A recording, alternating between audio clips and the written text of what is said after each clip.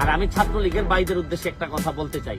দেখেন, একটা জিনিস খেয়াল করে দেখেন, সাসপেন্ড করা হয়েছে হচ্ছে গিয়ে আপনার হারুন সাহেবকে সাসপেন্ড করা হয়েছে।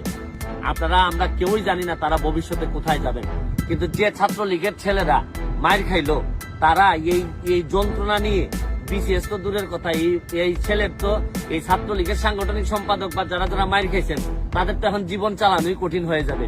আর এই যে হাসপাতালের খরচটা কে দিবে? আজকে হারুন সাহেব যদি মার খাইতেন হাসপাতালের খরচ দিত পুলিশ ডিপার্টমেন্ট, আজিজুল সাহেব যদি মার খাইতেন তাহলে হাসপাতালের খরচ দিত সরকার, অ্যাডমিনিস্ট্রেশন, রাষ্ট্রপতি ভবন থেকে এই খরচ হইত। কিন্তু ছাত্রলীগের খরচ দিতে হবে কিন্তু ছাত্রলীগের মায়ের, ছাত্রলীগের যে কষ্ট করে যে মা এই পর্যন্ত ঢাকা বিশ্ববিদ্যালয় পর্যন্ত আনছে তার খরচ দিতে হবে তার মায়ের।